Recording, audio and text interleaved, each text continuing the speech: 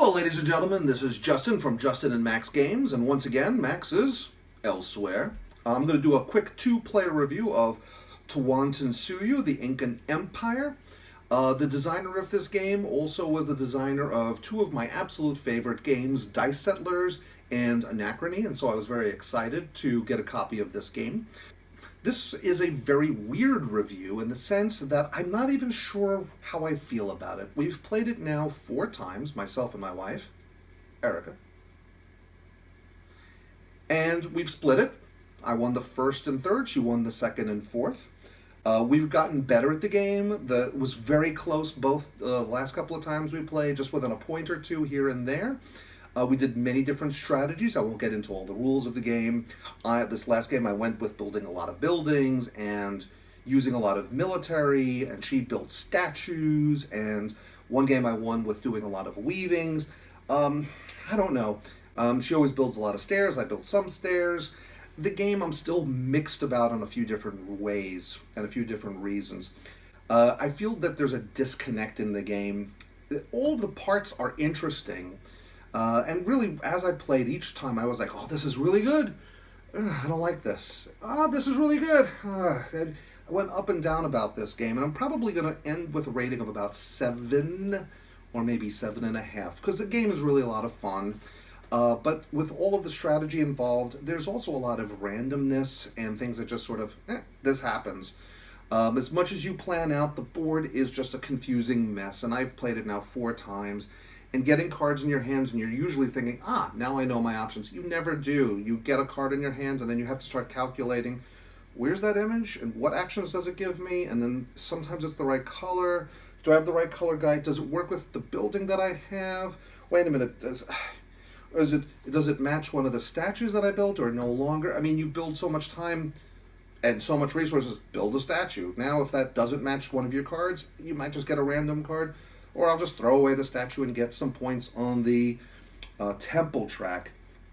The battles, the conquest seems to make the most sense to me, in the sense that you know what guys you have, you kind of know what the costs are going to be up front, and you know what someone else has or what they may have. You know how many people you could play out into the conquest, and you're going for certain things, and you know that you're going to get some benefits at the end. The weavings, which I thought was be a super cool part of the game, sometimes you get what you need, sometimes you don't. And the fact that once you've put them out there, they're just sort of, well, that's it. You can't do anything about it.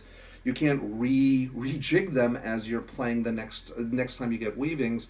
Well, you might get a lot of points for having a long weaving, but during the game that gives you sort of nothing. And the benefits, you have all these interesting benefits, but if you don't put it in the right way the first time, you might get hardly anything.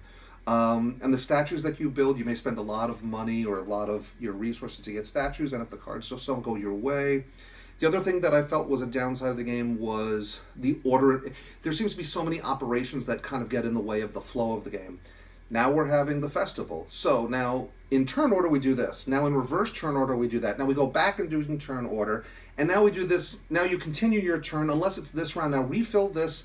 Now get rid of the buildings, but only after you do this. Now take the cards and shuffle them back in the deck, and you got to, when you're doing things, you're constantly thinking about all of this, these machinations that don't really impact the gameplay. I really wish that some of those things were just streamlined so that the game flows better. And I think that's probably my biggest criticism of the game, is that overall the flow always seemed very disjointed. It makes a lot of sense, and by the 4th time, I didn't even need...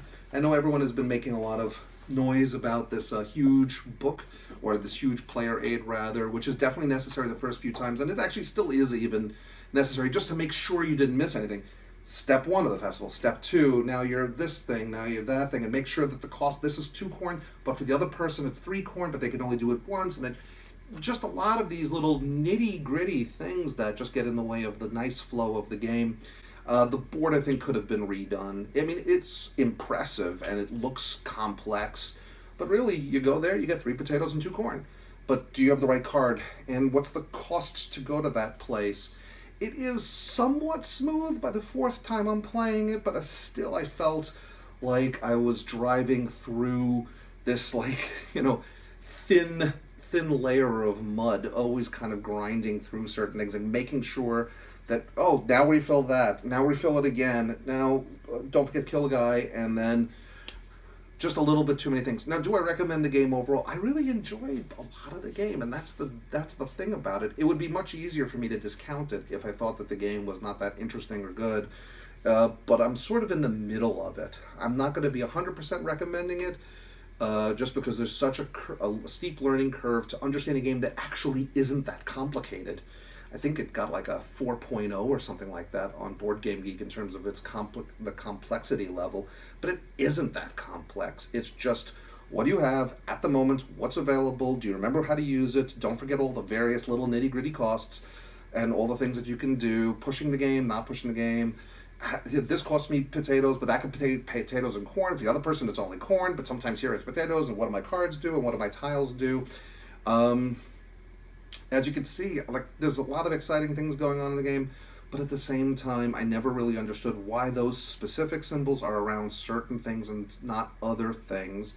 The variability of using this, you know, this tile that can kind of swivel on the board every time you play.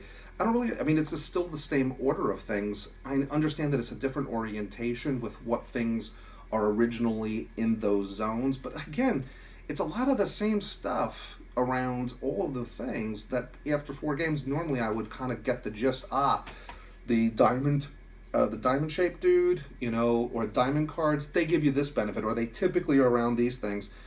Sometimes yes and sometimes no. Which cards should I give away? Which card should I play? Which should I hold on to? There's a lot of interesting things going on in the game, but ultimately there's a lot of things that for me that still hold it back. I almost wish that with the same pieces and the same rule and the same basic idea, the rules would somehow be slimmed down just a little bit in terms of all of the various machinations of the gameplay. So that's ultimately it. The Inca Empire, Tawantinsuyu, I'm going to give it 7.25.